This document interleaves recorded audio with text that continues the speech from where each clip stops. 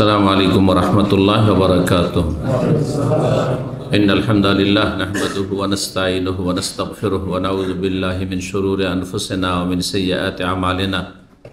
मन यहदिहिल्लाहु फला मुदिल्ल लहु व मन युद्लिल फला हादिय लहु व अशहदु अल्ला इलाहा इल्लल्लाहु वहदहु ला शरीका लहु व अशहदु अन्न मुहम्मदन अब्दुहु व रसूलुहु सल्लल्लाहु तआला अलैहि व अला आलिहि व सहबिहि व सल्लम तस्लीमान कसीरा। अम्मा बाद। सम्मानित भातृमंडলী, আল্লাহ রাব্বুল আলামিনের প্রশংসা এবং প্রিয় রাসূল সাল্লাল্লাহু আলাইহি ওয়াসাল্লামের উপর সালাত ও সালামের পর আজ বৃহস্পতিবার 21 রবিউল সানি 1446 হিজরি মোতাবেক 24 অক্টোবর 2024 আমাদের ধারাবাহিক আলোচনা সাপ্তাহিক বিষয়ভিত্তিক। আজকের বিষয় হচ্ছে একটি গুরুত্বপূর্ণ বিষয় যেটি রব্বুল আলামিনের নামের সাথে সম্পর্কিত। আল্লাহ রব্বুল আলামিনের নাম সম্পর্কে আমাদের সমাজে বিভিন্ন বিভ্রান্তিও আছে, যার ফলে বিভ্রান্তি নিরসন আর মানুষের যে ভুল ধারণা রয়েছে সেগুলি সংশোধন, এটা অত্যন্ত গুরুত্বপূর্ণ। যেমন গুরুত্বপূর্ণ সঠিক শিক্ষা দেওয়া আল্লাহ রব্বুল আলামিনের দিন সম্পর্কে। আর আল্লাহর দিন যেগুলি আকিদার বিষয় সেগুলি আল্লাহর দিন, যেগুলি ইবাদত বন্দেগীর বিষয় সেগুলি আল্লাহর দিন, হালাল হারাম জায়েজ নাজায়েজ মানুষের সাথে আদান প্রদান অথবা সৃষ্টির হক সবই আল্লাহর দিন। সুতরাং আমরা সঠিকটা জানব এবং সঠিকটা জানার পরে সেটা বিশ্বাস করব, সেই অনুযায়ী আমল করব। আল্লাহ রাব্বুল আলামিন যেন তৌফিক দান করেন। মহান আল্লাহ ইরশাদ করছেন সূরা আরাফের আয়াত নম্বর 180-তে, ওয়ালিল্লাহিল আসমাউল হুসনা ফাদউহু বিহা।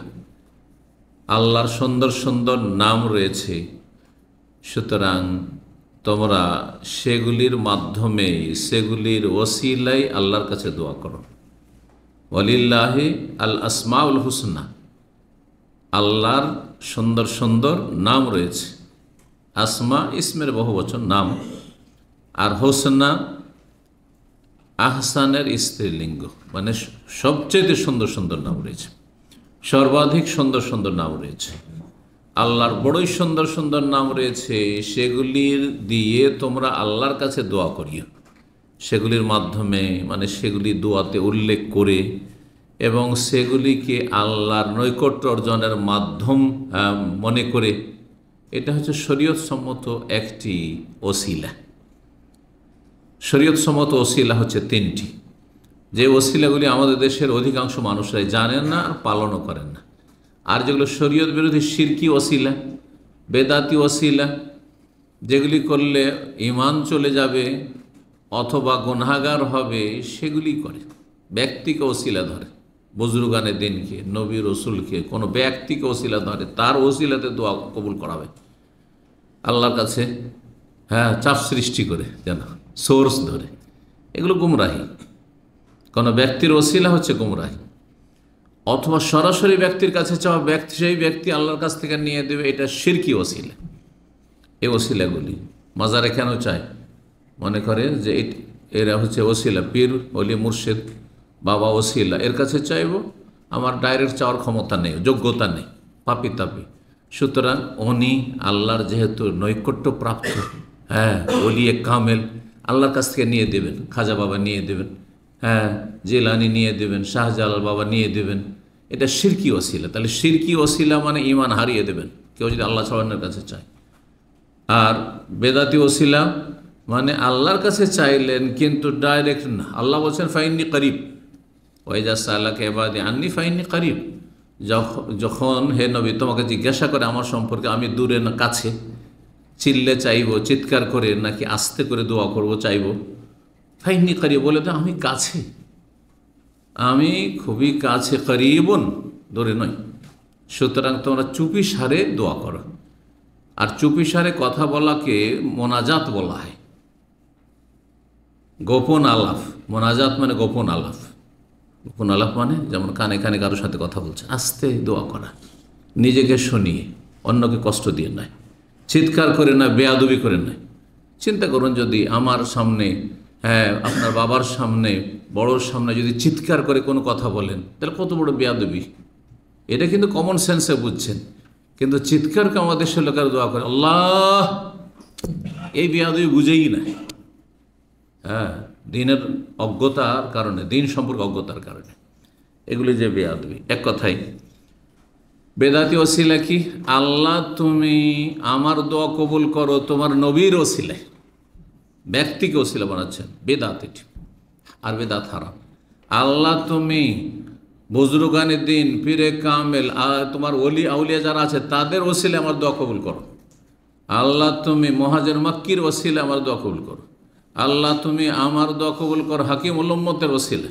এসব এটা সবার কাছে কিন্তু বৈধ। এই দেওবন্দি বেরলবি এই ঘাটে গিয়ে এই দুই দলই কিন্তু নেমেছে, বুঝতে পারছেন? এখানে কওমি, দেওবন্দি, তবলিগি আর বেরলবি মাজার পূজারি সবাই কিন্তু সমান এই বিভ্রান্তিতে, সবাই ব্যক্তিকে ওসিলা বানায়। জি, ওসিলার বিষয়ে চলে গেলাম, কারণ সতর্ক করা জরুরি, যেহেতু আসছে আল্লাহর নাম নিয়ে দোয়ার কথাই কোরআন কারীমের আয়াতে, যেটা দিয়ে আমি শুরু করছি আলোচনা। কিন্তু শরীয়ত সম্মত ওসিলা যেটা করলে আপনার দোয়া কবুল হবে এবং কবুল হওয়ায় সহযোগী হবে, কবুল হওয়া সহজ হবে। তিনটি ওসিলা বললাম, আশা করি আপনাদের জানা আছে যারা পুরনো আমাদের ছাত্র, সুতরাং আপনাদের মুখ থেকে শুনতে চাই। এক নম্বর বলেই ফেলেছি, সেটি হচ্ছে আল্লাহর নাম এবং গুণাবলীর মাধ্যমে আল্লাহর কাছে দোয়া করা।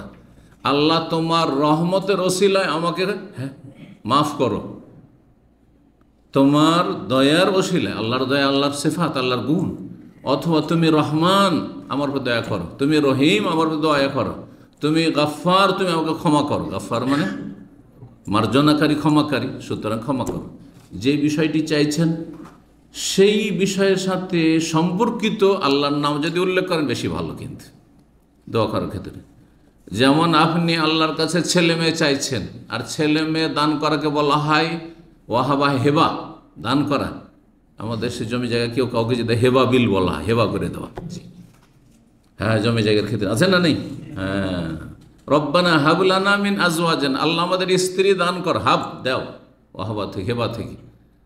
আর আমাদের স্বামী দান কর, মহিলারা দোয়া করছে, আজওয়াজিন, যুররিয়াত, আমাদের সন্তান সন্ততি দান করো এমন ভালো যে কুররাতা আয়ুন, যাতে আমাদের চক্ষু শীতল হয়, মনটা ঠান্ডা হয়ে যায়। হ্যাঁ, বললেন না? তাহলে যখন দোয়া করো আল্লাহ আমাকে নেক সন্তান দান করো, আল্লাহ তুমি ওয়াহাব, ওয়াহাব আল্লাহর নাম, ওয়াহাব হেবা থেকে বা হেবা ওয়াহাব থেকে, হেবা মাস্তার থেকে ওয়াহাব আল্লাহর নাম। সুতরাং আল্লাহ তুমি ওয়াহাব, তুমি আমাকে নেক সন্তান দান করো। তুমি রাজ্জাক, মহান রিজিক দাতা, সুতরাং আমার রিজিকে বরকত দান করো, আমার রিজিকের ব্যবস্থা করো, আমার একটা কাজের ব্যবস্থা করো, ইত্যাদি ইত্যাদি। তো একটি হলো। দুই নম্বর জায়েজ ওসিলা নেক আমলের ওসিলায়। নেক আমল সবচেয়ে বড় নেক আমল ইমান, সেই জন্য এখানে আরেকটা কথা লাগিয়ে নেবেন। হ্যাঁ, কারণ একদল আমাদের দেশে আছে ইমান আলাদা, আমল আলাদা। ইমান তাদের আমলে সামিল নয়। জি, ইমান থেকে তার আমলকে বের করে দিয়েছে, যেটা আকীদার একটা বিভ্রান্তি। সুতরাং আমরা মানুষকে সকল স্তরের মানুষকে যেহেতু বুঝাবো বিষয়টি, সেটা বললো ইমান এবং নেক আমলের ওসিলা। রব্বানা ইন্নানা আমান্না, আল্লাহ আমরা ইমান নিয়ে এসেছি, ফাগফির লানা যুনুবানা, আমাদের গুনাহ মাফ করে দাও। আল্লাহ 2 রাকাত সালাত আদায় করলাম, আল্লাহ আমার মনের আশা পূরণ করে দাও। আল্লাহ আজকে আমি সিয়াম পার রোজা রাখলাম, আল্লাহ একটা নফল, আল্লাহ আমার মনের আশা পূরণ করে দাও। আল্লাহ আমি দান সাদকা করলাম 10 টাকা, আল্লাহ আমার ছেলেটাকে ভালো করে দাও, ইত্যাদি নেক আমলের ওসিলা। 3 নম্বর জীবিত ভালো মানুষের দোয়া নেওয়া। মৃতর কাছে দোয়া চাওয়া যাবে না, কারণ ওর আমল বন্ধ হয়ে গেছে। নিজে নামাজ পড়তে পারে না, তেমনি দোয়া করতে পারে না, নবী রসুল হলেও। সুতরাং কেউ যদি গিয়ে মদিনাকে বলে ইয়া রাসূলুল্লাহ আমার জন্য একটু দোয়া করে দেন, চলবে? কিন্তু নবী জীবদ্দ সেই ছিল। আপনার বাবা মারা গেছে, এখন কবরের কাছে আব্বা আমার জন্য একটু দোয়া করে দেন। আমাদের বাঙালি যেতে আর মায়ের দোয়াতে বেশি বিশ্বাসী, ঠিক না? জানি না এটা কোত্থেকে এসছে, ওই অমুসলিমদের পাশাপাশি বসবাসের কারণে নাকি। বাপের দোয়ার অত গুরুত্ব নেই আমাদের দেশে। হ্যাঁ, কারণ হিন্দুরা লেখে মায়ের আশীর্বাদ, আর ওখান থেকে মুসলমান এক শ্রেণীর কি বলা শুরু করছে, শুধু মায়ের দোয়া। আরে মা বাবা সমান, বরং মায়ের চাইতে দিনদার পরেছে যদি বাবা হয় তার দোয়ার গুরুত্ব আরও বেশি। হ্যাঁ, যার যেমন তাকওয়া ঈমান ইয়াকিন তার দোয়ার গুরুত্ব তত বেশি। সুতরাং এইভাবে আপনি বিজাতির কথা কাজ সংস্কৃতিতে প্রভাবিত হবেন না, যে হিন্দুরা মায়ের আশীর্বাদ বললে আমরা সেটাকে মায়ের দোয়া বললাম। আমার মায়ের দোয়া আছে, আপনার বাপের দোয়া নেই? আপনার মার চাইতে বেশি বাপ বেশি বুঝে যে আপনাকে কি করে বড় করতে হয়। মা শুধু খাইয়ে হয়তো শারীরিক পরিচর্যা করেছে, কিন্তু আপনার সার্বিক দিক থেকে বাবা যেইভাবে চিন্তা করে এত চিন্তার যোগ্যতা সে মায়ের নেই। জি, সুতরাং এক শ্রেণীর লোকেরা বাবার ক্ষেত্রে কিন্তু অনেক ছোট করে দেখে, মায়ের তুলনা মোটেই নয়। হ্যাঁ, মা যেহেতু দুর্বল সেজন্য মায়ের হকটাকে বেশি করে তুলে ধরা হয়েছে, গুরুত্ব দেওয়া হয়েছে। বাপের ভয়ে অনেক সময় ভালো কাজ করেন, আপনি বাপের সেবা করেন বা বাপের কথা শোনেন, কিন্তু মায়ের কথা শুনতে চান না, সেই জন্য। জি, তো যাই হোক, নেক জীবিত লোকের দোয়া। নেক কি জন্য বললাম? কারণ যে নেক নয় তার কাছে কিসের আশা করছেন? হ্যাঁ, পকেট যদি শূন্য থাকে টাকা পয়সা থেকে, আর তার কাছে যদি চান আপনি কিছু দান সাদকা তো পাবেন। হ্যাঁ, ফাকেদুসাইয়ে লাইউতি, আরবিতে প্রবাদ রয়েছে, যার পকেট এমটি সে কি দিতে পারে? কিছু দিতে পারে না। তার নিজের মধ্যেই তাকওয়া নেই, হ্যাঁ, পরেশগারি নেই, প্রকাশ্যে হয়তো কাবিরা গুনাহ করছে, তার কাছে দোয়া চাইবেন কি করে? হ্যাঁ, গোপনে কার কি আছে না আছে ওই সব তদন্তের আমাদের কোনো প্রয়োজন। বাহ্যিক হ্যাঁ পরেশগার ইমানদার, হ্যাঁ, তাহলে নেক জীবিত ব্যক্তির দোয়াকে ওসিলা বানানো। আশা করি বুঝতে পারছেন। এটি একটি আলোচনা আজকে হয়ে গেল, কিন্তু আনুষঙ্গিক আলোচনা, তাই না? কিসের জন্য আলোচনা করলাম? আল্লাহ বলছেন আয়াতে ওয়ালিল্লাহিল আসমাউল হুসনা, আল্লাহ সুন্দর সুন্দর নাম রয়েছে, ফাদউহু, সেগুলির মাধ্যমে দোয়া করো। এটি হচ্ছে একটি জায়েজ শরীয়ত সম্মত ওসিলা। জি, বরং মুস্তাহাব সুন্নত ওসিলা যে আপনি যখন দোয়া করবেন আল্লাহর নামগুলি উল্লেখ করি। কিন্তু এখানে একটা বেদাতি তরিকা আছে যে আল্লাহর কাছে দোয়াটা না, শুধু আল্লাহর নাম পড়া, নাম জপা, এটা বেদাত। ইয়া আল্লাহ ও ইয়া রহমান ও ইয়া রাহিম ও ইয়া মালিক ও ইয়া কুদ্দুস ও ইয়া সালাম ও ইয়া মুমিন ও ইয়া মুহাইমিন, এইভাবেই ছোটোকালে আমাদেরকে তালিম দেওয়া হয়েছে। আর এইভাবেই কিন্তু বেদাতি সমাজ আল্লাহর কাছে কিছু চাইছে না, শুধু আল্লাহ, ইয়া আল্লাহ, ইয়া আল্লাহ, ইয়া আল্লাহ, ইয়া আল্লাহ, ইয়া রহমান, ইয়া মালিক। না না না, ইয়া রহমান রহম করো, ইয়া গাফফার তুমি ক্ষমা করো, ইয়া রাজ্জাক তুমি রিজিক দাও। এটা হচ্ছে সুন্নতি তরিকা, ইসলামী তরিকা। তাই ইসলামী তরিকা আর গায়ের ইসলামী তরিকায় পার্থক্য আল্লাহর নামের ক্ষেত্রে জেনে নিতে হবে নাকি। জি, ফেদ ও হবে, হ্যাঁ, আল্লাহ বলছেন সেগুলিতে দোয়া করো, সেগুলি জপও বলেন। সুতরাং এই জপার তরিকা, হ্যাঁ, সেটা তসবির মালানি হোক আর এমনি হোক, এটা বেদাতি তরিকা, ভালো করে শুনে রাখেন। আসল বিষয় হচ্ছে আমাদের আল্লাহর নামের মধ্যে একটি নামের কথা, যেই নামকে বলা হয় ইসমে আজম। আজকের বিষয়বস্তু ইসম মানে নাম, আর আজম মানে সবচেয়ে মহান, হ্যাঁ, সর্বাধিক মহান। জি, আজিমের ইসিম তফজিল। জি, তো আল্লাহর সবচেয়ে বড় নাম কোনটি? এই বিষয়ে আজকে কয়েকটি পয়েন্ট আলোচনা করব। প্রথম যে বিষয়টি আলোচনা করব তা হচ্ছে এই মর্মে যে হাদিসগুলি এসেছে, জয়ীফ হাদিসগুলি পেশ করবো না, কারণ অনেক জয়ীফ জাল হাদিসও রয়েছে মর্মে, আর সেগুলির কারণে অনেকে বিভ্রান্ত হয়ে থাকে। সহি গ্রহণযোগ্য দু একটি হাদিস আপনাদের সামনে পেশ করি। এক নম্বর হাদিস, আবু ওমর রাদিয়াল্লাহু তাআলা বর্ণনা করছেন, তিনি বলছেন আন্না রাসূলুল্লাহ সাল্লাল্লাহু আলাইহি ওয়াসাল্লাম, রাসূলুল্লাহ সাল্লাল্লাহু বলেছেন, ইসমুল্লাহিল আজম, আল্লাহর ইসমে আজম মানে মহান নাম, ফি সুওয়ারিন মিনাল কোরআনে সালাসিন, তিনটি কোরআনের সূরাতে রয়েছে। কোরআন কারিমে তিনটি সূরায় আল্লাহর কি রয়েছে? ইসমে আজম রয়েছে। আল বাকারা, এক নম্বর সূরা বাকারায় রয়েছে, আলে ইমরান আর তাহা। তাহলে এই তিনটি সূরায় আল্লাহর ইসমে আজম রয়েছে। আল্লাহর তো মেলা নাম রয়েছে, তার মধ্যে আল্লাহ তো আছে। এই সূরাগুলোতে আল্লাহ নেই, বহুবার আল্লাহ এসেছে, তাই না? আল্লাহ নামটি আচ্ছা, আমরা কিন্তু আর একটি রোগ আমাদের মধ্যে কাজ করছে, আল্লাহর অন্য নামগুলির গুরুত্ব বেশি দিয়ে থাকি, অথচ আল্লাহর সবচেয়ে গুরুত্বপূর্ণ নাম হচ্ছে আল্লাহ। জি, এটাও একটা আমাদের সংশোধন করা জরুরি। জি, সবচেয়ে গুরুত্বপূর্ণ নাম আল্লাহ। জি, যেই নাম আল্লাহ ছাড়া কারো ক্ষেত্রে চলবে না। জি, একমাত্র আল্লাহরই নাম হচ্ছে আল্লাহ। জি, এবং আল্লাহ এলাহন থেকে এসছে, আর এলাহন মানে মাবুদ, মালুহুন, যিনি মাবুদ। আমাদেরকে আল্লাহ এবাদতের জন্য সৃষ্টি করেছেন, আর আমাদের এবাদতের একমাত্র অধিকারী হকদার আল্লাহ রাব্বুল আলামিন। এছাড়া সূরা বাকারাতে রয়েছে, আয়াতুল কুরসিতে আল হাইয়ুল কাইয়ুম, তাই না? তারপরে সূরা আলে ইমরানে আলিফ লাম মিম আল্লাহু লা ইলাহা ইল্লা হুয়াল হাইয়ুল, এখানে রয়েছে তাহা মা আনজালনা ইলাইকাল কুরআন লিতাশকা, এতেও রয়েছে আল হাইয়ুল কাইয়ুম। তো আল হাইয়ুল কাইয়ুম, তাহলে ইঙ্গিত করা হয়েছে আল হাইয়ুল কাইয়ুমের দিকে। এই হাদিসে ইঙ্গিত করা হয়েছে আল্লাহর নাম সূরা বাকারায়, সূরা আলে ইমরান, সূরা তাহায় রয়েছে, সেটা হচ্ছে আল হাই মানে চিরঞ্জীব, আল কাইয়ুম মানে যিনি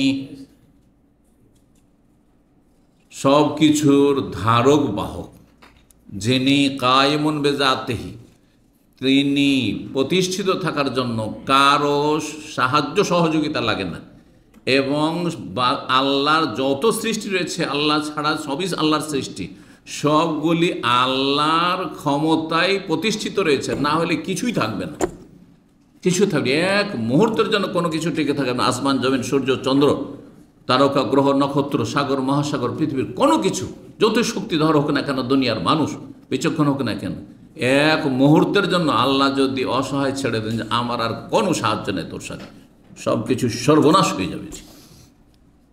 দেখছেন কিভাবে মানুষ আকাশ থেকে আছাড় খেয়ে পড়ছে, নিজেও কল্পনা করতে পারে নেই, হ্যাঁ, আর তার যারা সহযোগী সাথী সঙ্গী তারাও কল্পনা করতে পারেনি, আর যারা শত্রু তারাও কল্পনা করতে পারেনি। এগুলো তো দেখছেন মানব জাতির ইতিহাসে, নতুন ইতিহাসও রয়েছে আর পুরাতন প্রাচীন ইতিহাসও রয়েছে।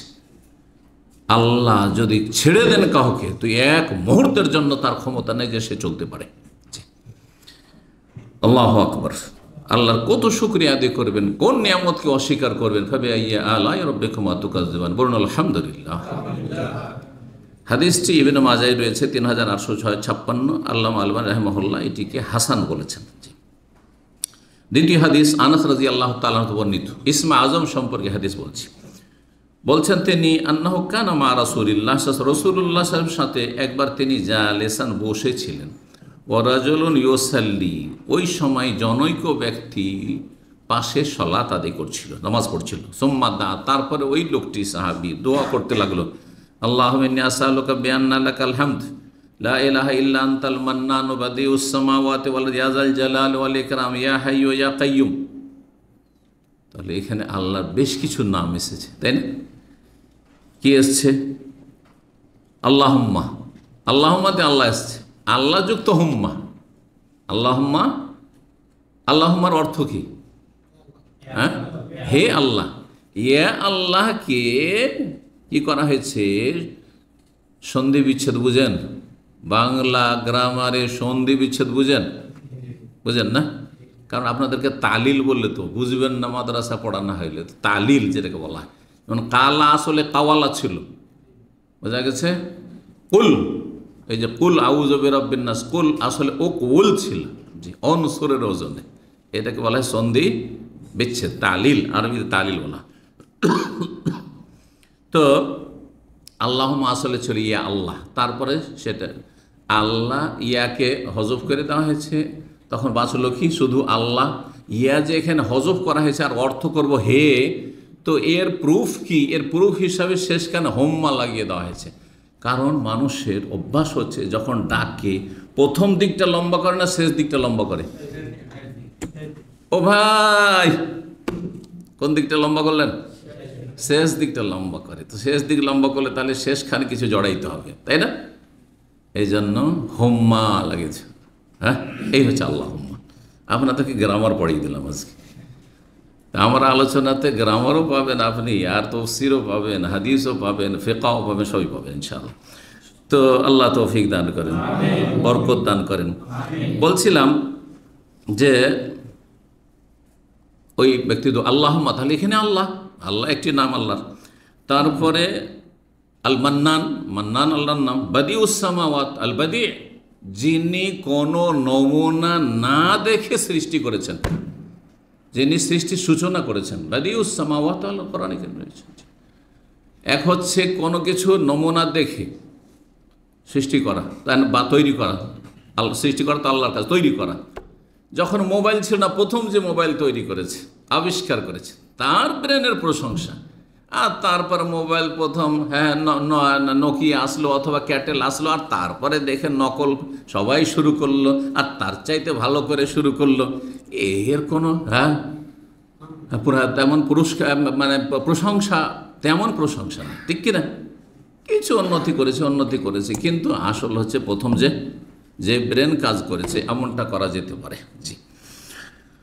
তো আল্লাহ রাব্বুল আলামিন কোন নমুনা না দেখেই সৃষ্টির সূচনা করেছেন, বাদি। জি। তারপরে জুল জালাল, আল্লাহর নাম জুল জালাল। জুল ইকরাম, আল্লাহর নাম। তারপরে হাইয়্যু, আল হাই, ইয়া হাইয়্যু ইয়া কাইয়্যুম, আল কাইয়্যুম, এগুলি আল্লাহর নাম। মেলাগুলি আল্লাহর নাম তাহলে এখানে এসছে। নবী সাহেব যখন এই দোয়া শুনলেন, ওই সাহাবী সালাত পড়া অবস্থায় পড়ছিলেন, তখন বললেন লাকাদ্দা আল্লাহ বে ইসমিহিল আজিম, এই ব্যক্তি আল্লাহর মহান নামের মাধ্যমে দোয়া করেছে। আল্লাযী ইযা দুইয়া বিহি, এই ইসমে আজিম, মহান নামের মাধ্যমে, ইসমে আজিমের মাধ্যমে যদি কেউ দোয়া করে, তাহলে আজাবা, আল্লাহ তার ডাকে সাড়া দেন বা দোয়া কবুল করেন। ওয়াইজা সোয়েলা বিহি, আর তার মাধ্যমে কেউ যদি আল্লাহর কাছে যাচ্ছা করে, কোনো কিছু চায়, তাহলে আতা, আল্লাহ তাকে দিয়ে থাকেন। হাদিসটি তিরমিজিতে রয়েছে 3544, আবু দাউদে রয়েছে 1495, নাসাইতে রয়েছে 1300, ইবনে মাজাহ 3858। আল্লামা আলমানী রাহিমাহুল্লাহ হাদিসটিকে সহিহ বলেছেন। তাহলে একটি হাদিস হয়ে গেল দ্বিতীয়, জি, যাতে কিছু আল্লাহর নাম পাওয়া গেল, আর সেগুলোকে ইসমে আজিম, ইসমে আজিম আর আজম কাছাকাছি অর্থ। জি। তো এই ছিল হাদিস। 3 নম্বর হাদিস শোনাই, যেটি সবচাইতে বেশি প্রসিদ্ধ এবং সবচাইতে শক্তিশালী হাদিস এই বিষয়ের ওপর। কি বিষয়ের ওপর? ইসমে আজমের ওপর, আল্লাহর ইসমে আজমের ওপর। বুরাইদা রাদিয়াল্লাহু তাআলা আনহু বনু আসলাম বংশের ছিলেন, আসলামী, বলছেন সামিয়ান নবী রাজুলান ইয়াদউ, নবী সাল্লাল্লাহু আলাইহি ওয়াসাল্লাম একবার কোন এক সাহাবীর কাছে শুনছেন যে তিনি দোয়া করছেন এই বলে। এই দোয়াটি তাহলে সাহাবী পাঠ করছেন, নবী সাল্লাল্লাহু আলাইহি ওয়াসাল্লাম প্রশংসা করছেন ওই দোয়ার, যেমন আগের ঘটনায় ছিল। সেই লোক কি বলে দোয়া করছিল? আল্লাহুম্মা ইন্নী আসআলুকা, হে আল্লাহ তোমার কাছে আমি যাচ্ছা করছি, চাইছি, বিআন্নী আশহাদু আন্নাকা আনতাল্লাহ, যে আমি সাক্ষ্য প্রদান করছি যে তুমি হচ্ছ আল্লাহ। তুমি কে? আল্লাহ। তাহলে এখানে আল্লাহ নাম আসলো প্রথমে 1 নম্বরে। তারপরে তৌহিদ, কালিমা তৌহিদের ঘোষণা, লা ইলাহা ইল্লা আনতা, তোমার ছাড়া কোনো সত্য মাবুদ, সত্য উপাস্য নেই। আনতাল আহাদ, তুমি এক ও একক। আস-সামাদ, তুমি অমুখাপেক্ষী আর সব কিছুই তোমার মুখাপেক্ষী। সামাদের অর্থ হচ্ছে যে যিনি অমুখাপেক্ষী আর সব কিছুই তার মুখাপেক্ষী। এতটা না বললে তর্জমা হবে না। তাহলে কত ব্যাপকতা রয়েছে সামাদের অর্থে, চিন্তা করুন। আল্লাহুস সামাদ যে সূরা ইখলাসে রয়েছে। তাহলে আনতাল আহাদ আস-সামাদ, এই দুটো নাম কোথা থেকে নেওয়া হয়েছে? সূরা ইখলাস থেকে নেওয়া হয়েছে। আর সূরা ইখলাসের ফজিলত তো জানেন যে কোরআনের 1/3 অংশ নবী সাল্লাল্লাহু আলাইহি ওয়াসাল্লাম বলেছেন, সুলুসুল কোরআন। জি। কুল হু আল্লাহু আহাদ, আহাদ হয়ে গেল, আল্লাহুস সামাদ। জি। তারপরে লাম ইয়ালিদ ওয়া লাম ইউলাদ, সেটাও আসছে এখানে। আল্লাযী লাম ইয়ালিদ, যিনি জনক না। লাম ইয়ালিদ মানে তার ছেলে মেয়ে নেই, লাম ইয়ালিদ। ওয়া লাম ইউলাদ, তিনি জাতক না, মানে তার ওই যে বাবা মা আছে কেউ, এমনটাও না। ওয়া লাম ইয়াকুল লাহু কুফুয়ান আহাদ, আর তার কোনো সমকক্ষ সমতুল্যও নেই। একেবারে সূরা ইখলাস। তাহলে সূরা ইখলাসের উপরে যেন আপনি কি করছেন? আমল করছেন, বাস্তবায়ন করছেন।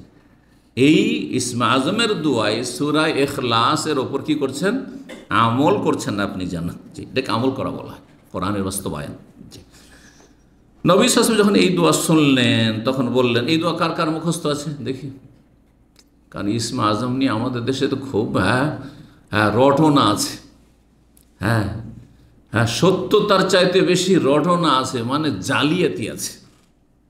সাবধান। কিন্তু ইসমে আজম সম্পর্কে আলোচনা এই জন্যই করছি, সম্পর্কে ভেজাল জানে, সঠিকটাই মানুষ জানে না আমাদের দেশে। তো আল্লাহুম্মা আসআলুকা বিআন্নী আশহাদু আন্নাকা আনতাল্লাহ লা ইলাহা ইল্লা আনতা আল আহাদুস সামাদ আল্লাযী লাম ইয়ালিদ ওয়া লাম ইউলাদ ওয়া লাম ইয়াকুল লাহু কুফুয়ান আহাদ। 7টি বাক্য বলতে পারেন। তো নবী সাল্লাল্লাহু আলাইহি ওয়াসাল্লাম তখন বললেন, ওয়াল্লাযী নাফসি বিয়াদিহি, সে আল্লাহর কসম করে বলছি যার হাতে আমার প্রাণ রয়েছে, লাকাদ সাআলাল্লাহু বিইসমিহিল আযম।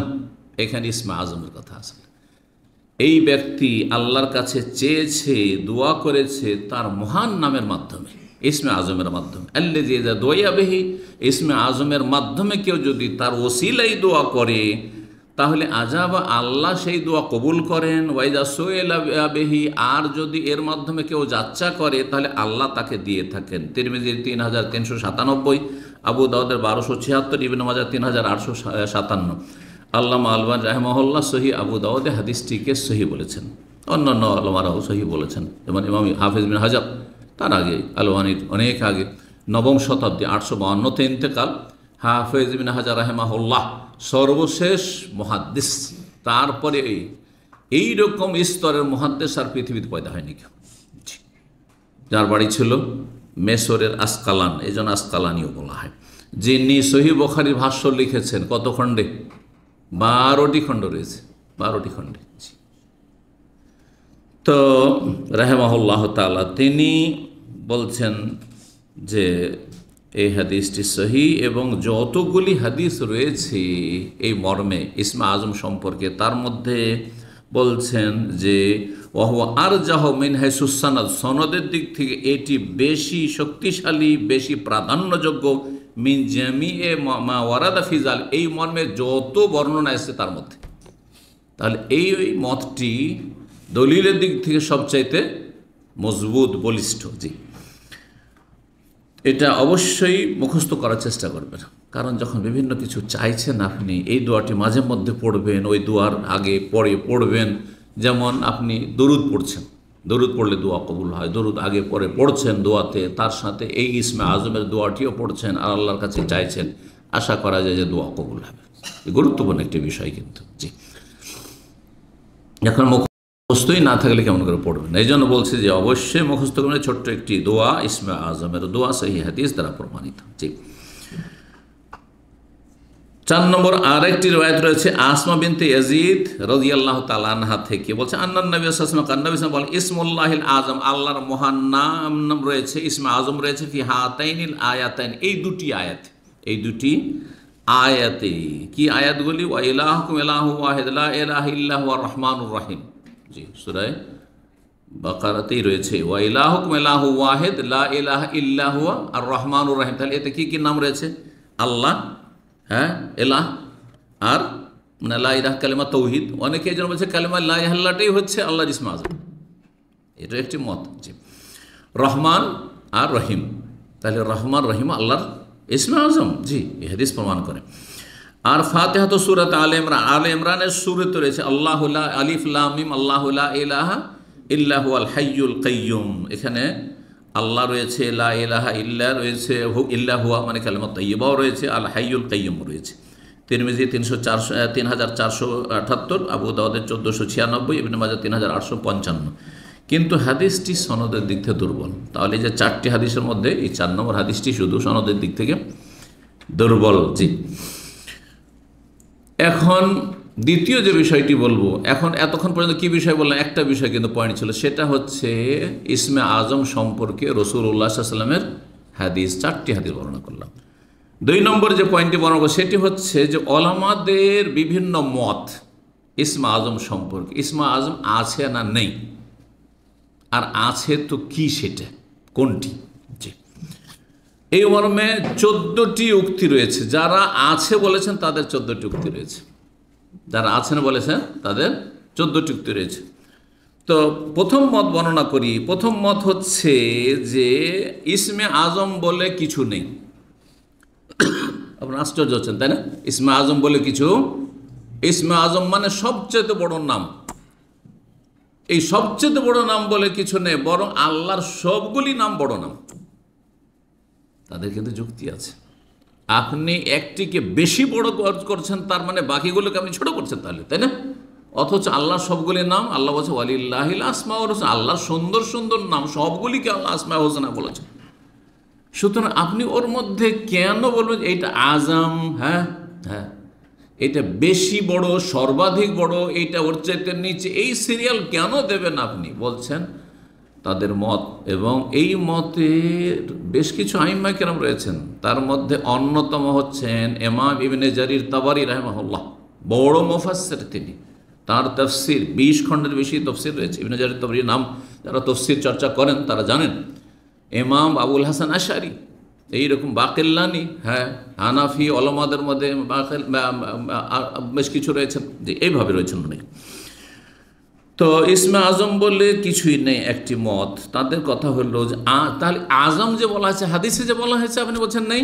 বলছে আজম মানে আজিম, মানে সবগুলি নাম আল্লাহর আজিম, সবগুলি মহান। যেমন আল্লাহ আজিম, তেমন রহমান আজিম, রহিম আজিম, গফ্ফার আজিম, গফুর আজিম, মালিক আজিম, কুদ্দুস আজিম, সব আজিম, সব আল্লাহর মহান নাম। সব যেমন সুন্দর সুন্দর নাম আসমায়ে হুসনা, তেমন আসমায়ে আজিমা বা উজমা। এই হচ্ছে এক নম্বর মত। 2 নম্বর মত হচ্ছে যে আল্লাহর ইসমে আজম আছে, তবে আল্লাহ কাউকে জানাননি। আল্লাহ নিজের জন্য সেটাকে কি রেখেছেন, সংরক্ষিত রেখেছেন, সেটা কাউকে জানতে দেননি। ইস্তাসার আল্লাহ বিইলমিহি, আল্লাহ শুধু নিজেই জানেন আর কাউকে জানাননি। যেমন আলিফ লাম মিম, যে সূরা বাকারা বা বিভিন্ন সূরার আগে বিচ্ছিন্ন শব্দগুলি রয়েছে, তার মধ্যে আলিফ লাম মিম, আলিফ লাম রা, তারপরে কাফ আল কোরআনিল মজিদ, হা মিম, হ্যাঁ ইত্যাদি আছে না নেই? কাফা ইয়া আইন সদ, এগুলোর ব্যাখ্যা কি, বিশ্লেষণ কি, তাৎপর্য কি? একদল বলছেন যে আল্লাহ কাউকে জানাননি, ইস্তাসার আল্লাহ বিইলমি, একমাত্র আল্লাহ নিজের সাথে সংরক্ষিত রেখেছে নিজের জন্য, এটি কাউকে জানাননি, নবী রাসূলকে জানাননি। কারণ নবীকে যদি জানাইতেন তো নবীকে তো বলা হয়েছে যা তোমাকে বলা হয়েছে, নাজিল করা হয়েছে, তা সব পৌঁছে দাও। তো পৌঁছালেন না কেন নবী সাল্লাল্লাহু আলাইহি ওয়াসাল্লাম? কেন নবী সাল্লাল্লাহু আলাইহি ওয়াসাল্লাম কোনোদিন তো ব্যাখ্যা করেননি? যেমন এক শ্রেণীর বেদাতীদের ব্যাখ্যা, আলিফ এগুলো হচ্ছে কি শর্ট ফর্ম, শর্ট ফর্ম বুঝেন তো, MBBS এর যেমন শর্ট ফর্ম, হ্যাঁ, MA মাস্টার অফ আর্টস, তাই না? ঠিক ওই রকমই এক শ্রেণীর লোকেরা ব্যাখ্যা করেছে যে আলিফ, হ্যাঁ, অর্থ হচ্ছে আল্লাহ, লাম হচ্ছে জিবরাইল থেকে লাম নেওয়া হয়েছে, আর মিম নেওয়া হয়েছে কোত্থেকে? মোহাম্মদ থেকে। আল্লাহ নাজেল করেছেন কোরআন জিবরাইলের মাধ্যমে মোহাম্মদের কাছে সাল্লাল্লাহু আলাইহি ওয়াসাল্লাম। এইসব ব্যাখ্যা মন গড়া ব্যাখ্যা, কোনো দলিল নেই। বুঝা গেছে? তো যাই হোক, 2 নম্বর মত কি বললাম তাহলে? যে আল্লাহর ইসমে আজম মহান নাম আছে, সবচেয়ে বড় একটি নাম আছে, কিন্তু আল্লাহ গোপন রেখেছে, কাউকে জানেন, কোনো নবী রাসূলকে জানান। 3য় মত যে না, আল্লাহর ইসমে আজম আছে, সবচেয়ে বড় নাম যেটি, সেটির নাম ইসমে আজম, সেটি আছে। তবে কোনটি? কোনটি বলতে গিয়ে 14টি মত হয়েছে। কয়টি মত? 14টি মত হয়েছে। আমরা ভাবছেন যে আমরা যেমন 1-1 ঘন্টা দিনের কথা শুনে নিলাম, আর নানা ভাষা নানা মত, ওই রকমই সারা জীবন মেহনত করে পড়াশোনা করে তারপরে দেখছেন এক একজনের দৃষ্টিভঙ্গি, দলিল এক এক রকম হয়েছে। তার মধ্যে কিছু আছে একেবারে দুর্বল মত, আর কিছু আছে যেগুলো দলিল আছে, কিছু ভিত্তিহীনও আছে, কিছু সুফিদের মন গড়া কথাও আছে। যখন নামগুলি উল্লেখ করব তখন বুঝতে পারবেন যে কিছু সুফিদের, এই পীরতন্ত্রে বিশ্বাসী যারা, তাদের কিছু উদ্ভট কথাবার্তাও আছে। জি, তো তাহলে 3য় মত আমরা কি জানলাম? যে আল্লাহর একটি ইসমে আজম আছে, সেটা কি? 14টি এই ক্ষেত্রে উক্তি রয়েছে। ইমাম হাফেজ ইবনে হাজার রাহিমাহুল্লাহ ফতুল বারি 11 খণ্ড, বললাম না যে 12 খণ্ড আছে, 11তম খণ্ড 11 খণ্ড 224 থেকে 225 পৃষ্ঠায় বিস্তারিত আলোচনা করেছেন। জি, এখন সেগুলি কি শুনে নেন। 1 নম্বর, কেউ বলছে যে হুয়া, হওয়া। হওয়া মানে, হওয়া মানে সে বা তিনি, হওয়া মানে তিনি। এই জন্যই সুফিরা বলে যে আমাদের মধ্যে যারা রিয়াজত আর মেহনত এবাদত বন্দি করতে করতে, জিকির করতে করতে করতে করতে একবার উচ্চ স্তরে উঠে যাবে, তাদের জিকির হচ্ছে জিকির আখাসিল খাওয়াস, স্পেশালদের স্পেশালের জিকির হচ্ছে হু হু করা। কি করা? ওই হওয়াতে যদি অফ করেন তো কি হয়ে যাবে? হু হয়ে যাবে। হওয়া তো আমি ওয়ায়ে জবর দিলাম সেজন্য হুয়া হইলো, কিন্তু সেটা যখন অফ করবেন তখন কি হয়ে যাবে? হু। তো এই জন্য হু হু হু হু হু হু হু এই করে, কথা বুঝতে পারছেন? তাহলে বোঝা যাচ্ছে এই মতটি হচ্ছে সুফিদের মত। হ্যাঁ, আর এর কোনো দলিল খুঁজে পাওয়া যায় না। যে 4টি হাদিস বললাম আর 4টির মধ্যে একটি জয়ী, বাকি 3টি সহি বললাম, এগুলো তো কোথাও নেই। আছে? কোথাও আছে? হুয়াল্লাহুল্লাযী, কুল হুয়াল্লাহু আহাদ। হতে পারে যে সংশয়, কুল হেন বলো হুয়াল্লাহু আহাদ, যে হুয়া দিয়ে আল্লাহ শুরু করেছেন, এটাও হইতে পারে। দেখেন, দলিল বাতিলপন্থীরও আছে। যে যা বলবে সব কিছুর দলিল পাওয়া যাবে। নাস্তিকের যুক্তি নেই? নাস্তিকেরও যুক্তি আছে, ওটা দলিল হইল নাকি? হ্যাঁ, মুশরিকের যুক্তি নেই। আরে তুমি রাজার কাছে যেতে পারবে? যাও তো দেখি রাজার কাছে, যাও তো তুমি প্রধানমন্ত্রীর কাছে মোলাকাত করো তো, যতক্ষণ পর্যন্ত তোমার এলাকার এমপি থেকে একটা সুপারিশ না নিবে আর একটা অ্যাপয়েন্টমেন্ট না নিবে, আর এই সেই কত যে পাইতারা, তারপরও চান্স পাওয়া যায়নি, ঠিক না? তো কেন যাবে ডাইরেক্ট? তুমি ওসিলা ধরো। হ্যাঁ, বুঝতে পেরেছেন? অথবা তুমি মাজারওয়ালার কাছে, এই যে মাজারে শুয়ে আছে এরাই দিবে তোমাকে, তো তুমি যেতেই পারবে না অত দূরে আল্লাহর কাছে। মুশরিকদের, মাজার পূজারীদেরও আর মূর্তি পূজকদেরও কি আছে? যুক্তি আছে। যুক্তিতে সবাই মুক্তি খুঁজেছে, কিন্তু ওহী ছাড়া কোনো কিছুতে মুক্তি নেই। যারা মূর্তি পূজা করে ওদের যুক্তি নেই।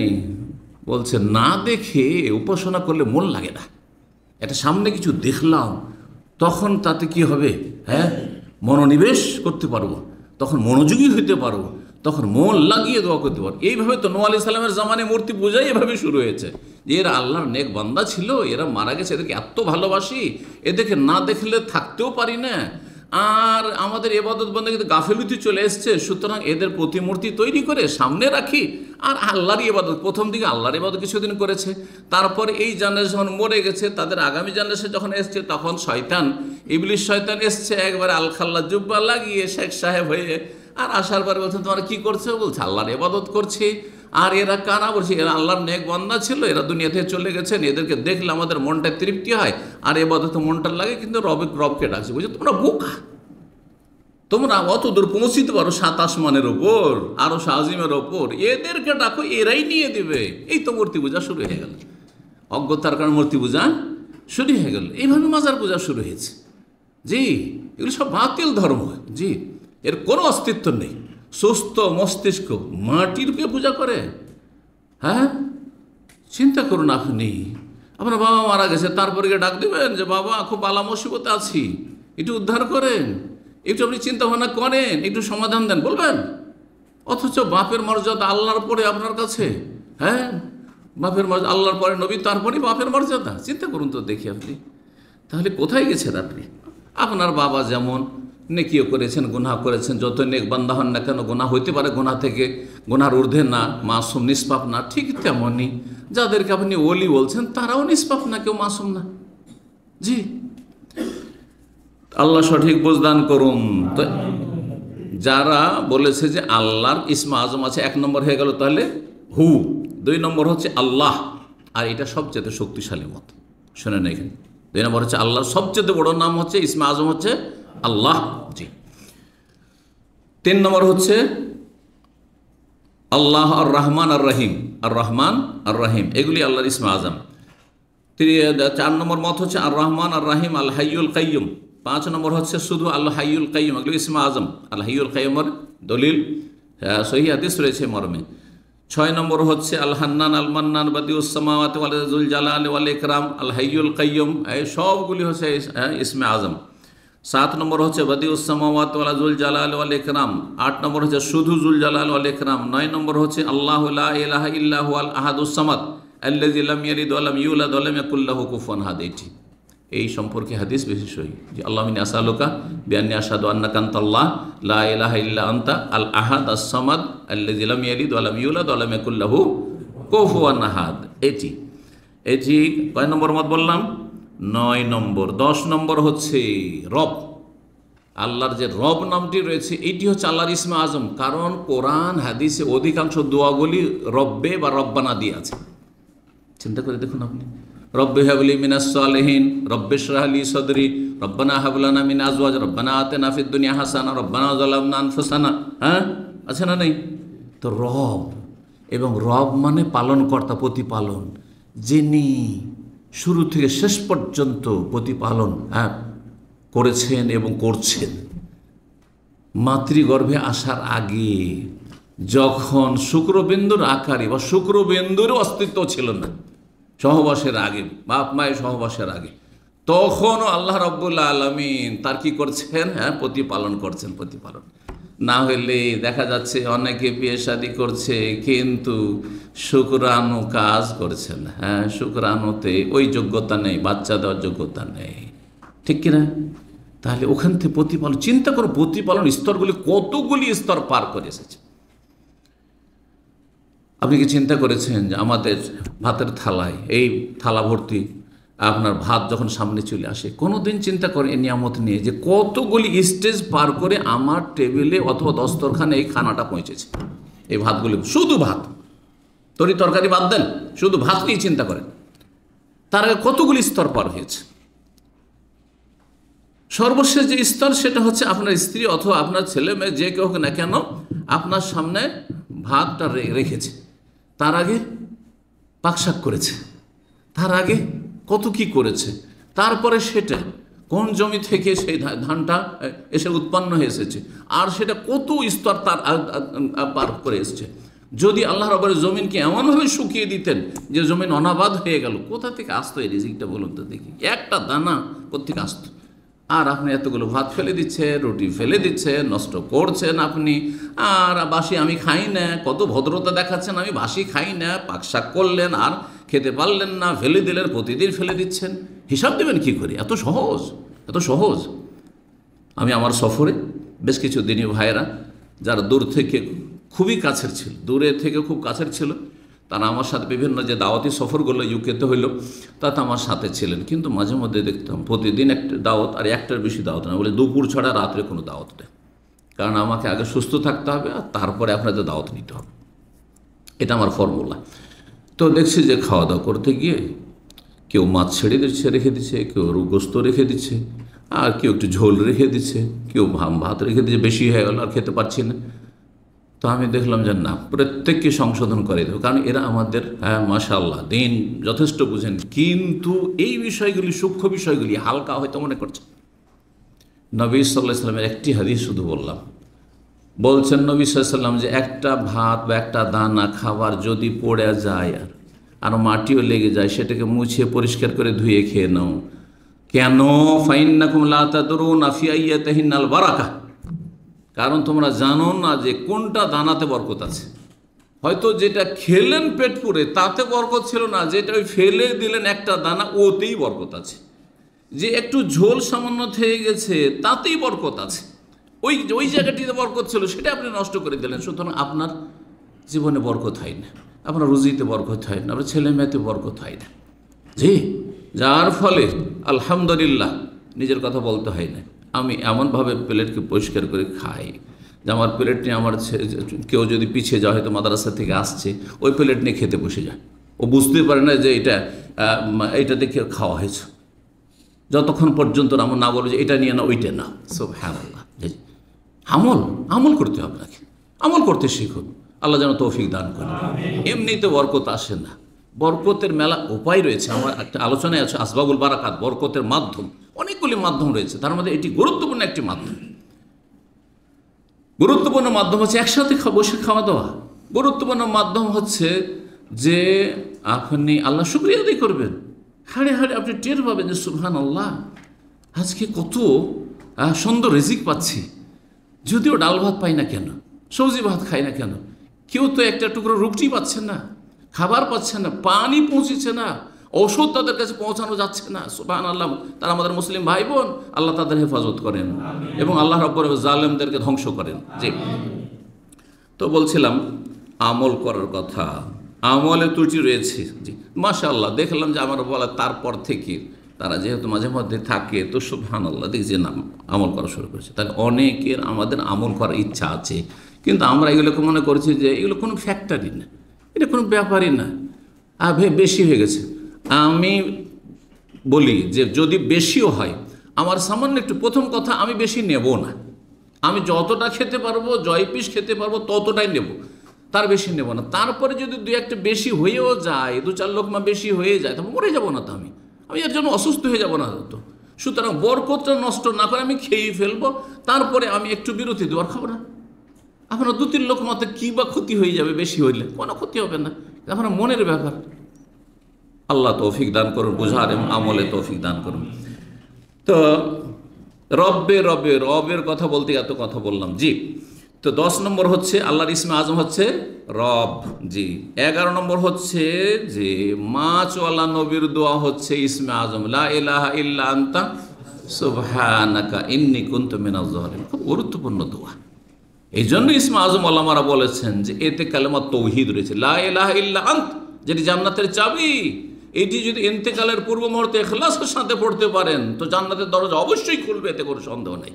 সারা জীবনে একটি সেজদাও করেনি কোন কাফের অমুসলিম, ইন্তেকালের পূর্ব মুহূর্তে সুস্থ মস্তিষ্কে যদি বলতে পারে লা ইলাহা ইল্লাল্লাহ, জান্নাতের দরজা অবশ্যই তার জন্য খুলবে। জি, একটি সেজদা না করেও সাহাবী জান্নাতে গেছেন, নবী সাল্লাল্লাহু আলাইহি সুসংবাদ দিয়েছেন। সকালবেলা কালিমা পড়েছেন আর তারপরে কি জিহাদের ময়দানে শহীদ হয়েছেন, এক রাকাত নামাজ পড়ার সুযোগ হয়নি। জি জি, তো কালেমা তাইয়্যিবার কত ফজিলত রয়েছে। তো লা ইলাহা ইল্লা আন্ত কালেমা তাইয়্যিবা হয়ে গেল। সুবহানাকা তসবিহ অত্যন্ত গুরুত্ব, আল্লাহকে সমস্ত ত্রুটি থেকে আর ঘাটতি থেকে আর যেসব দোষারোপ করা হচ্ছে জালেম কাফেরদের পক্ষ থেকে আর নাস্তিক ইসলামের শত্রুদের পক্ষ থেকে আর মুশরিকদের শিরকি কর্মকাণ্ড, এই সমস্ত থেকে পাক পবিত্র আল্লাহ রাব্বুল আলামিন। জি, সুবহানাকা হয়ে গেল, তসবিহ হয়ে গেল, তৌহিদ হলো, তসবিহ হলো, ইন্নী কুনতু মিনাজ জালিমিন, আর নিজের ভুলের অঙ্গীকার হয়ে গেল। মানুষ যখন ভুল স্বীকার করে নাই, তখন ভদ্র মানুষ কখনো আর তাকে তিরস্কার করতে পারে না। যেখানে আজকাল সরি বলে নিলে যেন আগুনে পানি ঢেলে দিল।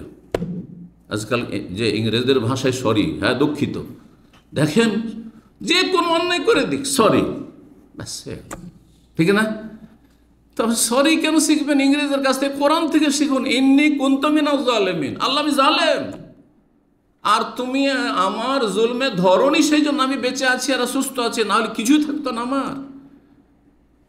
প্রথম মানুষ আদম আলাইহিস সালাম, আমাদের পিতা, চিন্তা করুন, প্রথম স্বীকার করছেন রব্বানা কি যালামনা আনফুসানা, আমি জুলুম করেছি, আমার স্ত্রী জুলুম করেছে, প্রথম স্বীকার। কোম্পানিতে কাজ করেন আপনারা, যে কোনো জায়গায় কাজ করেন আর কাজ করার অভিজ্ঞতা আপনাদের আছে নিশ্চয়ই। যতই ভুল করে দেন না কেন, যদি স্বীকার করেন স্যার ভুল করেছি, স্যার দুঃখিত স্যার, হ্যাঁ স্যার ক্ষমা করে দেন, শেষ, আমি অন্যায় করেছি স্যার, মায়া হয়ে যাবে, অবশ্যই মায়া হবে। আর মানুষের মায়া না হইতে পারে, কিন্তু রবের তো অবশ্যই, আর হাবুর রাহিমিন তিনি, ঠিক না? আল্লাহু আকবার। সুতরাং এই দোয়াটি অত্যন্ত গুরুত্বপূর্ণ। ইউনূস আলাইহিস সালামের দোয়া, ইউনূস আলাইহিস সালামের দোয়া, পৃথিবীতে এমন কোনো জেল হতে পারে না যেই জেল ইউনূস আলাইহিস সালামের মাছের পেটের জেল চাইতে কষ্টকর হইতে পারে।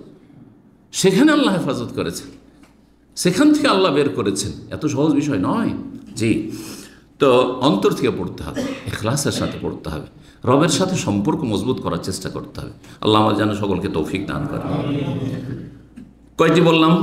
11। 12 নম্বর বলছেন, 12 নম্বর উক্তি, হুয়া আল্লাহ আল্লাহ আল্লাহ আল্লাযী লা ইলাহা ইল্লা হুয়া রব্বুল আরশিল আযীম, কিন্তু এগুলো কোনো দলিল নেই, অথবা জয়ী ভিত্তিহীন দলিল রয়েছে। 13 নম্বর বলছেন হুয়া মাখফিউন মিনাল ফিল আসমাইল হোসনা। 13 নম্বর মত হচ্ছে যে আল্লাহর আসমায়ে হোসনা 99টি নামের মধ্যে আছে, কিন্তু সেটা গোপন রাখা হয়েছে, আছে একটা আছে। জি, তো 14 নম্বর হচ্ছে কালিমা তৌহিদ, লা ইলাহা ইল্লাল্লাহ। 14 নম্বর মত হচ্ছে কালিমা তাইয়্যিবা লা ইলাহা ইল্লাল্লাহ, যেটি কালিমা তৌহিদ, সেটি হচ্ছে আল্লাহর ইসমে আজম। ইমাম আলবানী রাহিমাহুল্লাহ বলছেন, ওয়া আলম, জেনে রাখো, আন্নাল উলামা ইখতালাফু ফি তাইয়িন ইসমিল্লাহিল আযম আলা আরবাআত আশারা কাওলান, যে ওলামাদের দ্বিমত রয়েছে ইসমে আজম সম্পর্কে। 14টি মতে দ্বিমত হয়েছে, মানে 14টি মত ওলামাদের পাওয়া যাচ্ছে। সাকাহাল হাফেজ ফিল ফাত, ইমাম হাফেজ বিন হাজার রাহিমাহুল্লাহ ফাথুল বারিতে নিয়ে এসছেন, যার রেফারেন্স বললাম যে 11 খণ্ডে রয়েছে তার। ওয়া যাকারা লিকুল্লি কাউলিন দলিল, আর 14টি মতের প্রত্যেকটির দলিল পেশ করার চেষ্টা করেছে, পেশ করেছেন যে কে কি দলিলগুলো পেশ করেছে, তাদের যুক্তি বা দলিলগুলো। ওয়াকসারু আদি আল্লাহ তেহা মিনাল আহাদিস, অধিকাংশ দলিলগুলি হাদিস থেকে নিয়ে আসা হয়েছে। ওয়া বাযুহা মুজাররাদুর রায়, আর কিছু দলিল সেগুলো হাদিস নয়, শুধু ব্যক্তি মত, হয়তো কিছু এমন লেখকদের বা যারা আলেম বিভিন্ন যুগের তাদের মত, লা ইউলতাফাতু ইলাইহি, সেগুলির ভ্রুক্ষেপ করার প্রয়োজন নেই, যেহেতু কোনো দলিল নেই হাদিস থেকে, সুতরাং সেগুলি আমরা ভ্রুক্ষেপ করব না। যেমন দু একটি মত সম্পর্কে আমি ইঙ্গিত করলাম। যেমন বলছে 12 নম্বর মতটি, 12 নম্বর মত হচ্ছে হুয়া আল্লাহ, আল্লাহ আল্লাহ, লা ইলাহা ইল্লা হুয়া রব্বুল আরশিল আজিম। বলছে যে এর কোনো দলিল নেই। এর দলিল কি জানেন? এর দলিল শুনেন, আশ্চর্য স্বপ্নের ধর্ম। আমি এই জন্য 2005-6 দিকে একটি বক্তব্য করেছিলাম, বিষয়বস্তু ছিল 2005-এর কোনো ছাত্র আছে এখানে? 2005-এর মাশাআল্লাহ আছে। 2005-এ আলোচনা করেছিলাম, নাম হচ্ছে স্বপ্নের ধর্ম। কি বিষয়বস্তু হচ্ছে? স্বপ্নের ধর্ম। স্বপ্নের দোহাই দিয়ে আমি এই তরিকা পেলাম, এটা পেলাম, এই জিকির পেলাম, এইটা জানলাম, এইসব গুমরাহি। ইসলামের দলিল কোরআন, হাদিস আর ইজমায় উম্মত আর কিয়াস, ব্যাস। কোরআনে আছে আর হাদিস, তারপরে হাদিস, এই দুটো ওহী, আর তারপরে ইজমায় উম্মত। ইজমা সত্যিকার ইজমা, শুধু মিছামিছি দাবি করলে হবে না, এই দাবি গ্রহণযোগ্য হবে না। ইজমা কোরআন হাদিসের দলিলের বিরুদ্ধে হইতে পারে না, বোঝা গেছে? কিয়াস অযৌক্তিক হইতে পারে না। কিয়াস দলিলের বিরুদ্ধে, আপনি হাদিসে আছে তার বিরুদ্ধে আপনি কিয়াস যুক্তি, সেটাও চলবে না, খুব সহজ ভাষায়। আর 5ম নম্বর দলিল কিছু নেই। আর বেদাতিরা যখন বহাস মোনাজারা করে ইন্ডিয়া বাংলাদেশে, আর একদিন আমাদের ভাইরা তাদের সাথে বহাস মোনাজারা করতে চলে যায়, ওদের দলিল হচ্ছে 5 নম্বরের। এই 4টার মধ্যে তাদের দলিল নেই বেদাতিদের, মানে কোরআনও নেই, হাদিসও নেই, হ্যাঁ, তাদের মাসলা মাসাইলের দলিল, আর ইজমাতেও নেই, কিয়াসে নেই। কিসে আছে? 5 নম্বরে, মানে মাইট ইজ রাইট, হ্যাঁ, জোর যার মুলুক তার। ও লাঠি দিয়ে নেবে, লাঠিয়াল বাহিনীকে রেডি রেখে এসছে, আর তারপরে সোশ্যাল মিডিয়াকে রেডি রেখেছে যে যখনই শেষ হবে তখনই আমরা দিব সোশ্যাল মিডিয়ায় ছেড়ে যে ওরা পালিয়ে গেছে, হেরে গেছে। কথা বোঝা গেছে? এই হলো অবস্থা। সুতরাং বেদাতীদের সাথে বহাস করা আজকাল জ্ঞানী ওলামাদের পরিচয় নয়। জি, তো ইবনে আলবানী রাহিমাহুল্লাহর কথা বলছিলাম। তিনি বলছেন যে কিছু কিছু উক্তি আছে যেগুলো কোনো দলিল নেই। যেমন এই যেটি আল্লাহ আল্লাহ আল্লাহ, এগুলো হচ্ছে কি, হ্যাঁ, তারপরে রব্বুল আরশিল আজিম, আল্লাযী লা ইলাহা ইল্লা হুয়া রব্বুল আরশিল আজিম, এর দলিল শুনেন। বলছে আন্না ফুলান সাআলাল্লাহ আইয়ুআল্লামুল ইসমাল আযম, বলছে যে জনৈক ব্যক্তি আল্লাহর কাছে খুব দোয়া করলো যে আল্লাহ আমাকে ইসমে আজম শিখিয়ে দাও, ইসমে আজম জানিয়ে দাও, বুঝছেন? তো এই দোয়া করলো, তখন বলছে ফারাফিন নাম, তারপরে সে স্বপ্নে দেখলো, স্বপ্ন যোগে দেখলো। কি দেখলো? এই কথাটি দেখলো, আর ওইটা কি তখন পেশ করে দিল। এটা দলিল? এটা তো স্বপ্নের ধর্ম হয়ে গেল, এটা স্বপ্নের ধর্ম। দেখেন, আপনি যদি ভুল কাজের জন্য, হ্যাঁ, ভুল কাজের জন্য কোনো দোয়া করেন, দোয়া করা মানে খুব মনোযোগী হচ্ছে, আপনি খুব মনোযোগী হয়ে যে কোনো জিনিসে মনোযোগী হবেন, আপনি ওই সম্পর্কে স্বপ্ন দেখবেন। এটা মানুষের প্রকৃতি, বুঝছেন না? যদি কোনো একটা মেয়েকে খুব পছন্দ হয়ে যায়, আমি একটা উদাহরণ তাহলে বুঝবো, অথবা কোনো দিনের বেলা তার সাথে কথা হয়ে গেছে, আর খুব মিষ্টি কথা লেগেছে, একবারে মধুমাখা কথা, আপনার স্ত্রীর কথা আর ভালো লাগছে না, হ্যাঁ, অথবা কোনো একটা মেয়ের ধান্দা করেছেন, দেখবেন যে স্বপ্নে এসে হাজির হয়ে গেছে। কে হাজির হয়েছে? বলছে আল্লাহ পাঠিয়ে দিয়েছে আমার জন্য হাদিয়া, না শয়তান এসছে আপনার কাছে, শয়তানেও শুরুতে এসছে আপনাকে ফিতনায় ফেলার জন্য, বুঝতে পারছেন না? দিনে যেসব চিন্তা করে স্বপ্নে মানুষ দেখে। তো দিনে বা রাতে যে কোনো সময় খুব দোয়া করেছে, বেচারা দোয়া করেছে আল্লাহ আমাকে ইসলাম আজম শিখিয়ে দাও, শিখিয়ে দাও, শিখিয়ে দাও, তখন স্বপ্নে শয়তান তাকে নিয়ে খেলা করেছে। স্বপ্ন ইসলামের ধর্ম নাই, স্বপ্ন ইসলামের দলিল নাই। জি, ভালো করে বোঝেন। তো যাই হোক, বলছেন এই যে হাদিসগুলি রয়েছে, বলছে ওয়ালাকিন্নাল আহাদিস, এই যে হাদিসগুলি রয়েছে মিনহাস সাহি, কিছু সহি হাদিস, সহি হাদিস কিন্তু স্পষ্ট না যে এগুলি আল্লাহর নাম, অথবা কিছু মওকুফ হাদিস রয়েছে আর কিছু রয়েছে এমন যেগুলো স্পষ্ট স্পষ্ট আর সহি, সহি এবং স্পষ্ট। যেমন বোরাইদার হাদিস, বোরাইদার হাদিসে কি পেলাম? আল্লাহুম্মা ইন্নী আসআলুকা বিআন্নী আশহাদু আন্নাকা আনতাল্লাহ লা ইলাহা ইল্লা আনতা আল আহাদ আস-সামাদ আল্লাযী লাম ইয়ালিদ ওয়া লাম ইউলাদ ওয়া লাম ইয়াকুল লাহু কুফুয়ান আহাদ। ওই কথাই বলছেন। কিছু কিছু হাদিস আছে স্পষ্ট হয়তো কিন্তু সহি নয়। আবার হাদিস স্পষ্ট যে এটি হচ্ছে ইসমে আযম কিন্তু সহি নাই। আল্লামা হাফিজ বিন হাজার রাহিমাহুল্লাহ সেগুলি যে দুর্বল এটা স্পষ্ট করে বর্ণনা করে দিয়েছেন। যেমন ইবনে মাজাহ একটি হাদিস রয়েছে, বলছেন। যাই হোক, সময় স্বল্পতার জন্য আর বিস্তারিত এসব কথা বলতে যাচ্ছি না। আল্লামা আলবানী রাহিমাহুল্লাহ সব বিস্তারিত আলোচনা করেছেন তার জয়ীব জাল হাদিসের সিরিজের 4520 নম্বর হাদিসে, 13তম খণ্ড 279 পৃষ্ঠা। তারপরে যে বিষয়টি সেটা হচ্ছে যে এই নামগুলি যে আসলো 14টি আল্লাহর ইসমে আজম, তার মধ্যে সবচাইতে বেশি শক্তিশালী কোনটি? এই ক্ষেত্রে শোনেন, বলছেন আকরাবুল আকওয়াল ফি ইসমিল্লাহিল আজম, আল্লাহর ইসমে আজম সম্পর্কে সবচাইতে কোরআন সুন্নাহর কাছাকাছি উক্তি হচ্ছে আন্না ইসমাল আজম হু আল্লাহ, আল্লাহর ইসমে আজম সবচাইতে বড় নাম হচ্ছে আল্লাহ। তাহলে আল্লাহর নামটি সমস্ত নামের চাইতে বড় নাম। ফাহুয়াল জামিউ লিল্লাহি তাআলা আল্লাযী ইয়াদুল্লু আলা জামি আসমাই ওয়া সিফাতিহি তাআলা। দেখেন, আল্লাহ হচ্ছেন রহমান, আল্লাহ হচ্ছেন রহিম, আল্লাহ হচ্ছেন খালিক, আল্লাহ হচ্ছেন মালিক, আল্লাহ হচ্ছেন এইভাবে বলছেন, আল্লাহ হচ্ছেন এইরকম, আল্লাহ হচ্ছেন এইরকম, আল্লাহ আমাকে এই দিয়েছেন, আল্লাহ আমাকে দিয়েছেন। দেখেন, আল্লাহ হচ্ছেন মৌসুফ, আর আল্লাহর গুণ বর্ণনা আর শেষ নেই, অসংখ্য গুণ। জি, তো বলছে এই নামটি, আর এই নাম এই জন্যই আল্লাহর সবচেয়ে মহান নাম যে এই নাম কোরআনে কারিমে সবচেয়ে বেশি বার উল্লেখ করা হয়েছে। কতবার জানা আছে? যে আল্লাহর নামটি কোরআনে কারিমে কতবার এসেছে?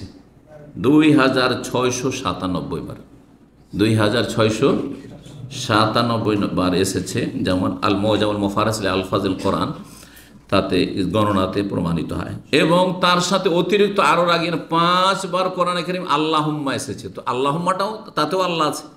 তাহলে 97-এর সাথে আর 5 লাগালে কয় 2700, কত হয়ে যাবে? 2 হয়ে যাবে, 2702। জি, পক্ষান্তরে রহমান নাম সবচেয়ে বেশি আল্লাহর নামের পরে কোরআনে কারিমে আল্লাহর কোন নামটি এসছে? রহমান। সেটা এসেছে 57 বার কোরআনে কারিমে, 57 বার এসেছে। আর ইসমে আজমের ক্ষেত্রে দলিলের দিক থেকে যদি আমরা আমল করি, আল্লাহর নাম সবচেয়ে শক্তিশালী মত। এছাড়াও আর একটি মত বলা হয়েছে, সেটা হচ্ছে আল হাইয়ুল কাইয়ুম। কারণ আমরা একটি হাদিস পেলাম, সেটাও সহিহ, সেটা হচ্ছে আল হাইয়ুল কাইয়ুম। এই মর্মে কিন্তু কয়েকটা হাদিস এসছে। প্রথম হাদিসটি যে এসছে সেটাও যে কোরআনে কারিমে 3টি সূরায় রয়েছে ইসমে আজম, 3টি সূরায় রয়েছে, সূরা বাকারা, সূরা আল ইমরান আর তাহাতে রয়েছে। এছাড়াও বেশ কিছু হাদিস রয়েছে। সুতরাং 2 নম্বর মত যেটি শক্তিশালী 14টির মধ্যে, সেটা হচ্ছে আল হাই আল আইকুম। সুতরাং এই নবী সাল্লাল্লাহু আলাইহি ওয়াসাল্লামের একটি হাদিস এই ক্ষেত্রে স্মরণ করিয়ে দিচ্ছি, ইয়া হাইয়্যু ইয়া কাইয়্যুম বিরহমাতিকা নাস্তাগীস, দোয়া।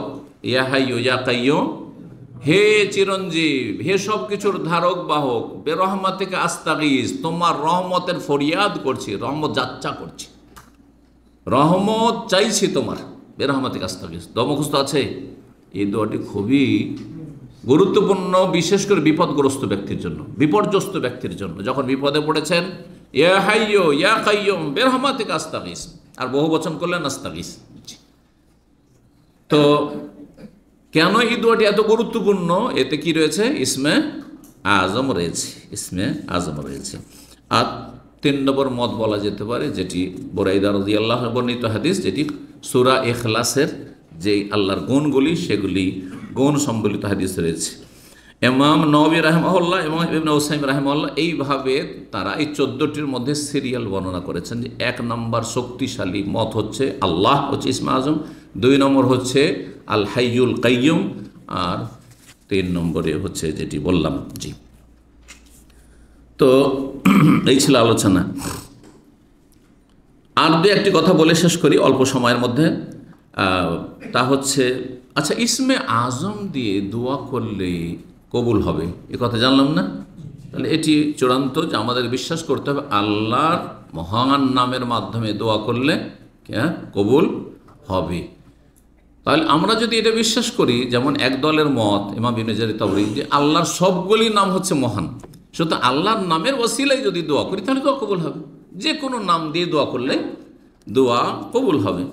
আর যদি মনে করেন যে না, বিশেষ নামের ফজিলত রয়েছে, তাহলে যেমনটা বললাম যে আল্লাহ, বেশি বেশি আল্লাহ বলুন, আল্লাহ তুমি আমাকে দান করো, জি, অথবা ইয়া হাইয়ু ইয়া কাইয়ুম, ইয়া হাইয়ু ইয়া কাইয়ুম বলে দোয়া করেন ইত্যাদি। তো এই হচ্ছে একটি বিষয়। আর একটি বিষয় গুরুত্বপূর্ণ, সেটা হচ্ছে যে আমাদের সমাজে কেন এই ভ্রান্ত ধারণা? কারণ আমাদের দেশে সুফিবাদটা বেশি ছড়িয়েছে। সুফিবাদ, পীর মরিদির রোগ বেশি ছড়িয়েছে আমাদের সমাজে।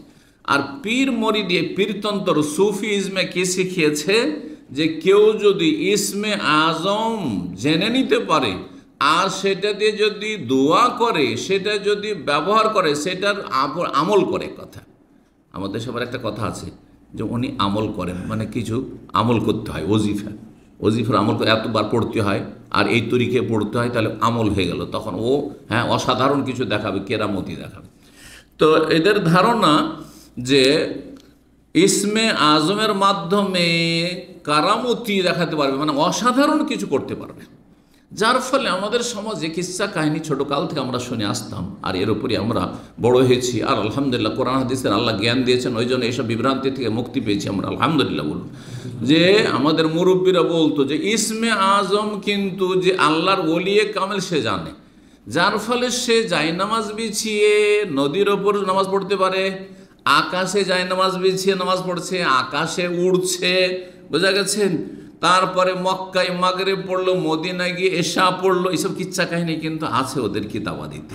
এগুলো কোথা থেকে আসলো? ওই যে ইসমে আজম জানে, যে ইসমে আজম পড়ে নিল আর একবারে উড়াম দিল, আর ফ্লাইট ওর টিকিটের দরকার নেই। আজকালকার যুগে এইসব পীর থাকলে এদের টিকিটেরও প্রয়োজন নেই, ফ্লাইটেরও প্রয়োজন নেই। যখন ইচ্ছা হবে আমেরিকা, ইউরোপ উড়ে চলে যাবে, পূর্ব পশ্চিম, অস্ট্রেলিয়া, নিউজিল্যান্ড সব চলে যাবে। আর এরা সুবহানাল্লাহ। এই জন্য একটা কথা বলি যে আমাদের দেশে যে পীরদের কিচ্ছা কাহিনী আর কেরামতি সব মরে যাওয়ার পরে জাহির হয়। জীবিতকালে কোথায়?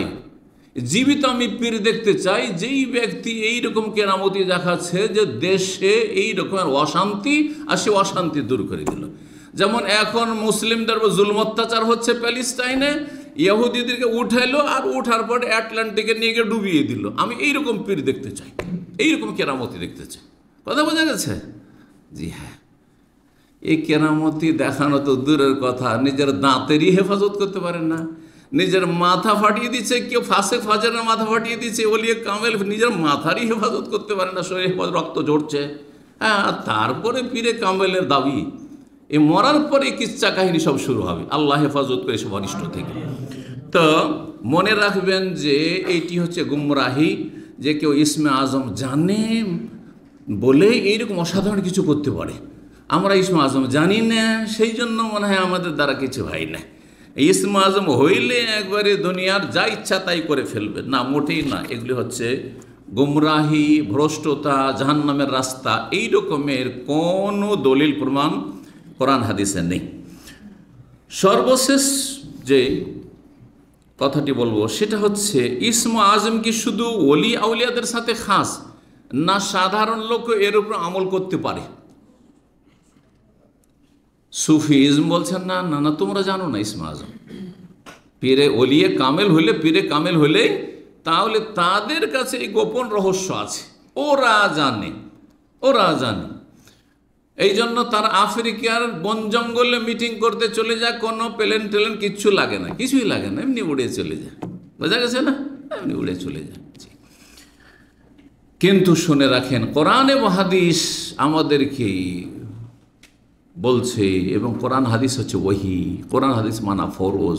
কোরআন হাদিসের বাইরে হচ্ছে কি দলাল। কোরআন হাদিস যদি হক হয় আল্লাহ বলছেন ফামাজা বাদাল হাক্কে ইল্লা দলাল, সূরা ইউনূস আল্লাহ বলছেন হকের পরে যা কিছু আছে সবই গুমরাহি। আর হক হচ্ছে ওহী, আর ওহী হচ্ছে আল কোরআনুল কারীম, আর ওহী হচ্ছে রাসূলুল্লাহ সাল্লাল্লাহু আলাইহি ওয়াসাল্লামের সুন্নাহ হাদিস শরীফ। সুতরাং কোরআন হাদিস ছাড়া যা কিছু আছে তা হচ্ছে গোমরাহি, বাতিল, দলাল। ফান্না তুসরাফুন, কোন দিকে তোমরা ফিরে যাচ্ছ? আল্লাহ বলছেন এ ওহী ছাড়া অন্যদিকে ফিরে গিয়ে লাভ নাই, জাহান্নামে যেতে হবে। তো বলছেন এই মর্মে যে লাইসাত মারিফাত ইসমিল্লাহিল আযম খাসসাতান বিল খাওয়াস মিন আউলিয়া আল্লাহ ওয়া মিন আউলিয়া ইল্লাহি ওয়াস সালিহিন মিন ইবাদিহি।